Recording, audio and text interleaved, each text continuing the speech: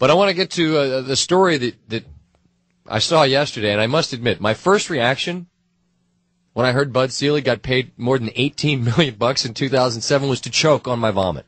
I think I puked in my mouth a little bit. Now, the man came on this show, and he could not have been any nicer. Said he listened to the show, which makes it a little awkward for me to have to say this. We'll hope that the commission is listening to something else today. But when you think of Bud Selig, what do you think of? Like, what's the picture you have in your mind? I'm pretty sure the word pimp and Bud Selig were used in the sentence for the first time just moments ago, but I see a guy that looks like a computer programmer or a substitute teacher or a government worker in some form of a brown suit or a tweed sports jacket.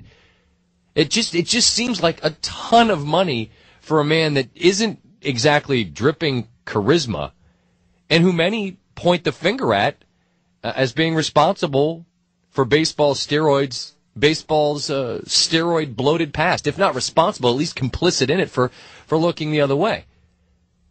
But on the other hand, if you look at the last 2 years, baseball has had its highest attendances ever.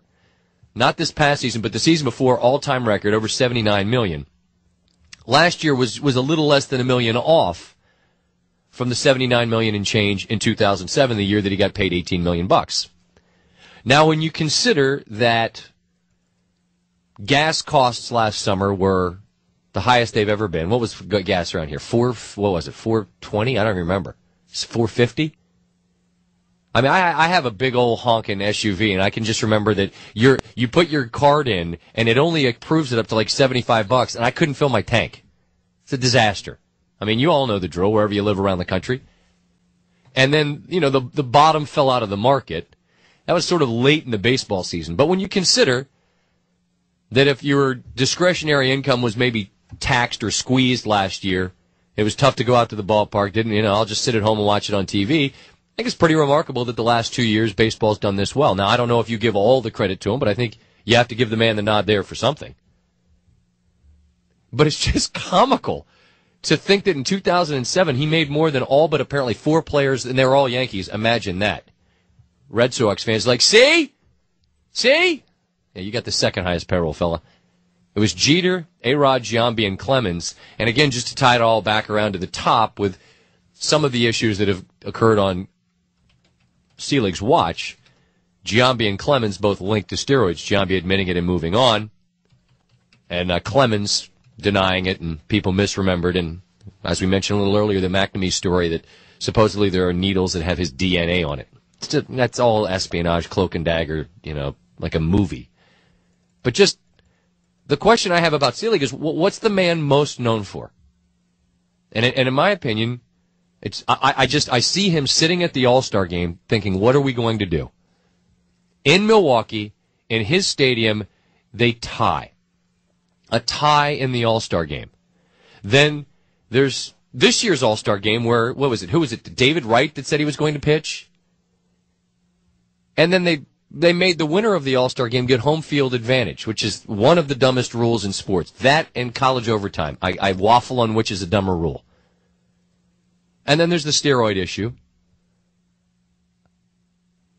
And then there's Chris Motram of the Sporting News blog who said of Selig that he just sort of invents new rules as he goes along, like he did last year in the World Series with the whole rain out. We're just going to say, no, we're going to suspend things. Best interest of baseball.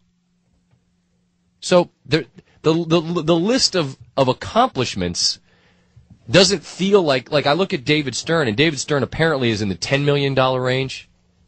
Goodell supposedly around the $11 million range, and it's surprising, I guess, to me is the only word I can choose, to find that Selig, who is not nearly in the same sort of category perception-wise as a guy as like David Stern is just, the palaver, and he uses he almost treats people with, like, it's disdain's not the right word, but it's almost like he's so far above you that he's in like an advanced life form.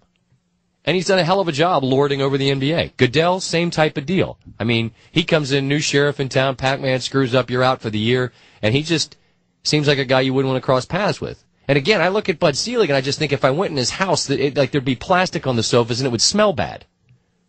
And that's all. I'm sorry to admit that, but it's just, that's what I see.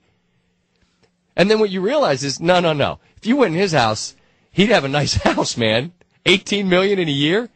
Remarkably wealthy dude. And I don't know. It just struck me as, I'm not often stunned by much, but when I read that number and I realized that he's doubling up almost the Stearns and Goodells of the world, I don't know. What's he going to make next year? That was only for 2007. I can't wait to find out what the guy is. He going to top 20? 2008? Bud Selig, pimp, for real. He probably has a chalice with Bud spelled out in jewels and diamonds. Because no true pimp, you drink from a chalice if you're a pimp. Coming up next, Tommy Tuberville.